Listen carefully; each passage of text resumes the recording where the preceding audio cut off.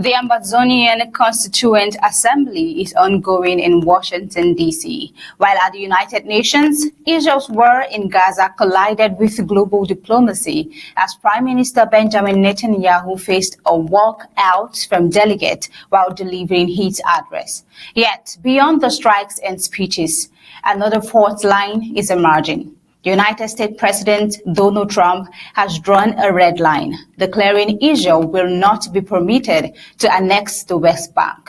Can Washington's stance preserve the fading two-state solution, or has the conflict already pushed peace prospects past the point of no return? Welcome to Global News. I am Tabitha Akor. Let's begin.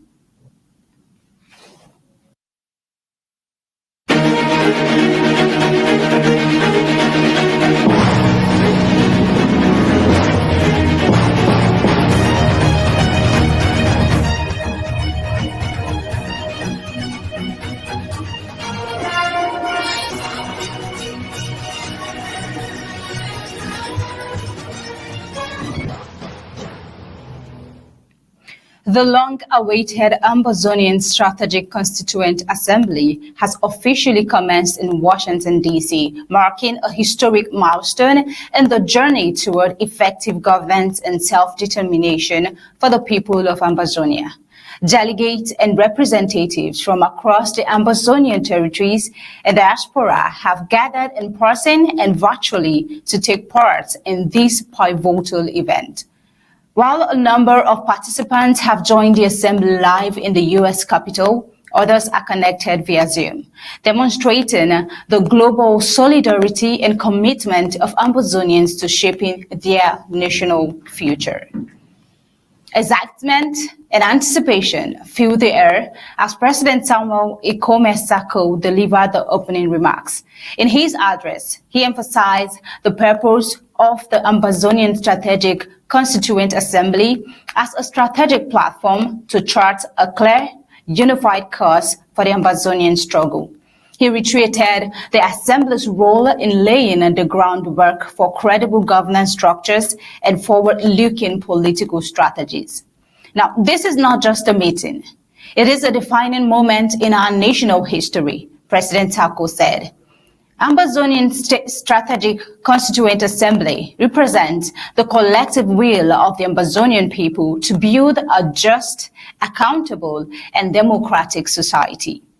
Due to security concerns, a few expected participants were unable to join the session. However, the organizing committee has assured the public that efforts are underway to complete necessary security vetting, allowing more stakeholders to be integrated into the process in the coming days. We see that the Ambazonian Strategic Constituent Assembly is widely viewed as a critical step in consolidating Ambazonian leadership and harmonizing strategies for political representation, governance, and international engagement.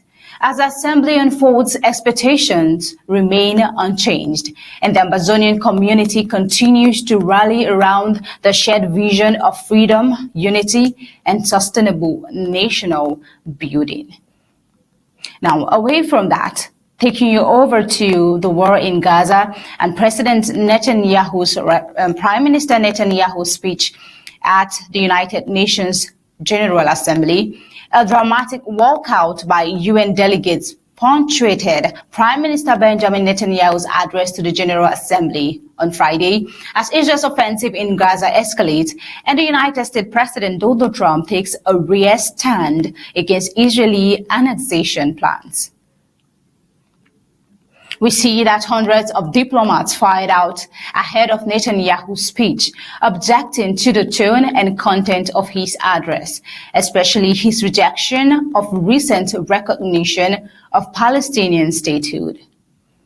Prime Minister Benjamin Netanyahu reaffirmed his government's campaign to eliminate Hamas and defend Israel's rights to respond to threats in the region. He also accused world leaders of caving in to biased narratives. Let's take a look.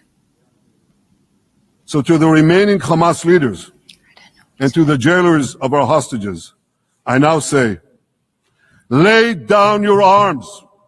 Let my people go. Free the hostages. All of them. The whole 48. Free the hostages now.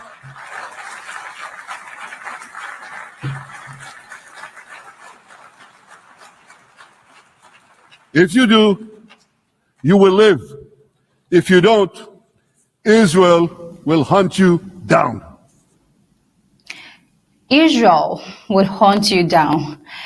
Prime Minister Benjamin Netanyahu's firm speech to Hamas right there. Now, inside the hall, Netanyahu used maps, placards, and a QR code linking to material on the October 7th attacks, attempting to frame the conflict in a strategic and moral terms.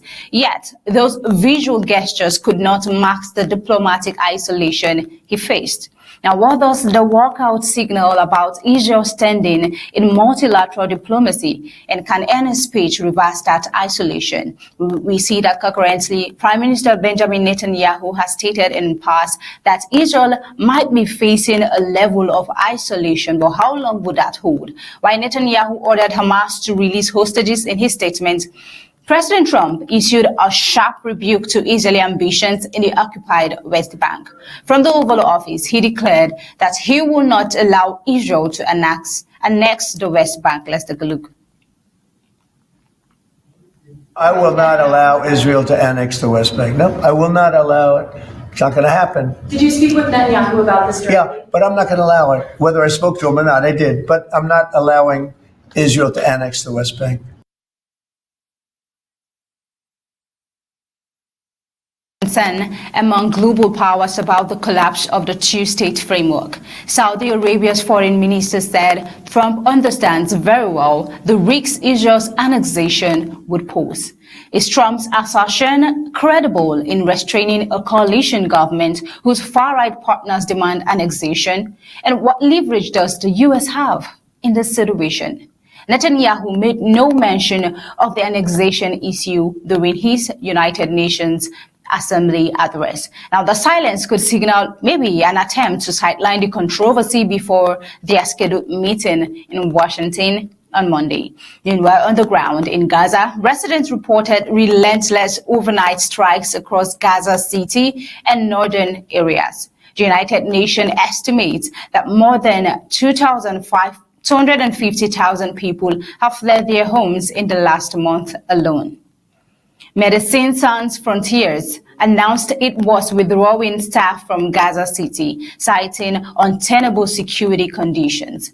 The organization had recently provided thousands of consultations and treated scores of malnutrition, burn, and trauma cases. Now, on the sidelines of the United Nations gathering, the Trump administration unveiled a 21-point proposal aiming to end the war, free hostages, and chart Gaza's post-war governance.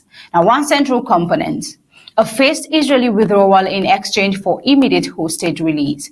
Arab states expressed cautious support, though Hamas has not publicly endorsed the plan. President Donald Trump framed the proposal as a bridge toward regional stability, even as he simultaneously drew a firm line against annexation. Now, can the peace plan survive internal opposition on both sides? Netanyahu's coalition and Hamas, especially given the new United States constraint on annexation? What's at stake here? Netanyahu's willingness to press his military agenda, combined with Trump's surprising pushback on West Bank annexation, underscores a fundamental tension. In Israeli politics, annexation is a core objective for far-right factions. For Arab states and many Palestinians, it represents the death of any credible path to statehood. Now, in this clash of military doctrine and diplomatic line drawing, which side holds the stronger cards? Think about that. Can a military forced approach and a negotiated settlement ever truly converge? Now, away from Prime Minister Netanyahu and moving over to this recent issue in the White House in the United States, former FBI Director James Comey's indictment on charges of false statement and obstruction marks an unprecedented use of federal prosecution against a prominent critic of President Donald Trump. intensifying concerns about political retribution and the erosion of Justice Department independence. Comey, who led the FBI's probe into possible links between Trump's 2016 campaign and Russia, was charged Thursday with lying to Congress and obstructing a proceeding. He has denied wrongdoing and vowed to contest the charges. The case is the most high-profile in a series of legal actions targeting officials and political figures who previously investigated or opposed President Trump, including former National Security Advisor John Bolton, New York Attorney General Letitia James, and Democratic Senator Adam Schiff. We see that legal experts say prosecutors face significant hurdles. They must prove Comey knowingly gave false testimony in 2020 and that his statements materially affected a congressional investigation into FBI handling of inquiries involving President Trump and Hillary Clinton. The indictment, presented by Lindsey Halligan, a Trump ally with no prior prosecutorial experience by past career prosecutors, raising questions over impartiality. Critics argue that President Trump's direct calls for Comey's prosecution and public denunciations could bolster claims that the case is vindictive and politically motivated. Trump has repeatedly framed his second term as a mission to punish adversaries, vowing retribution against those he accuses of undermining his presidency. The Justice Department maintains the case reflects a commitment to accountability in government. Yet analysts warn the prosecution risks cementing a precedent where political opponents face criminal exposure, further weakening long-standing norms that shield investigations from political interference. The outcome of the case could shape not only Comey's fate, but also the extent to which Trump's administration succeeds in using federal power against perceived enemies. Now, that's all for Comey. Now let's move over to still in the United States. United States President Donald Trump on Friday renewed his call for pregnant women and young children to avoid using Tylenol and questioned routine vaccination schedules, drawing a strong criticism from medical groups who say the advice is not supported by science. Speaking alongside Health and Human Services Secretary Robert F. Kennedy Jr. earlier in the week, Trump had linked autism to both childhood vaccines and acetaminophen use during pregnancy. He repeated the warnings in a Friday social media post, advising parents to delay certain vaccines and administer them separately. His guidance contradicts decades of medical evidence showing that acetaminophen is safe under a doctor's supervision and the vaccines are not linked to autism. Public health experts warn that discouraging established practices could lower vaccination rates and create barriers to access. Now we see that the Food and Drug Administration and the National Institute of Health sought to temper Trump's message, noting that existing research shows an association between acetaminophen and autism, but no proven causal link. They urge patients to consult their doctors before changing treatment or vaccination plans. Also, health professionals likened Trump's latest remarks to his pandemic-era briefings, when he floated unproven remedies such as ingesting disinfectants. Autism advocacy groups and leading medical societies have denounced the president's statements, saying the risks undermining trust in healthcare. President Donald Trump did not explicitly mention autism on Friday, but his renewed calls against Tylenol and routine vaccines mark a continuation of a public health debate that pits the administration against mainstream science. Now, on this issue, former President Barack Obama made a statement on Trump's push for autism. Let's take a look. So we had the spectacle of my successor in the Oval Office making broad claims around certain drugs and autism that have been continuously disproved. A lot of what is being trumpeted as these massive increases actually have to do with a broadening of the criteria across that spectrum so that people can actually get services and help. Not to, it's all of that is violence against the truth. Moving over to Africa, Madagascar Energy Minister dismissed as protests over blackouts persist.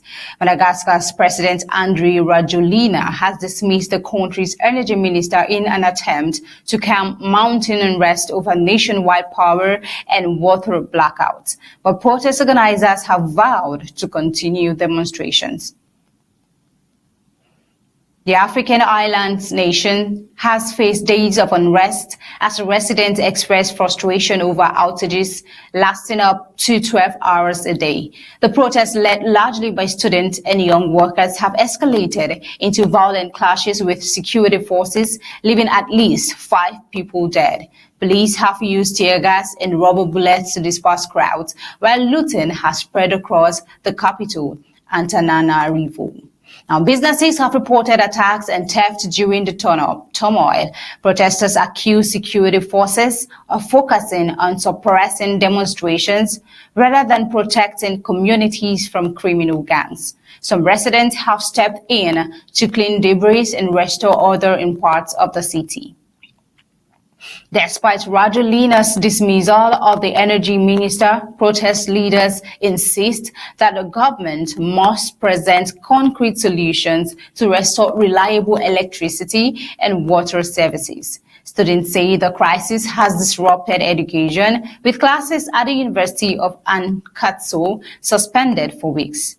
Rajoelina has condemned the unrest, branding it an attempt to destabilize his government, while maintaining that his administration is working on long-term solutions. Authorities have imposed an overnight curfew, but tensions remain very high, and demonstrations are expected to continue in the coming days. Well, with this, we bring you to the end of the global news for today. Please keep an eye for our news as we bring you more updates on the ongoing meeting, the Ambazonian Strategic Constituent Assembly meeting ongoing. Good night and stay safe.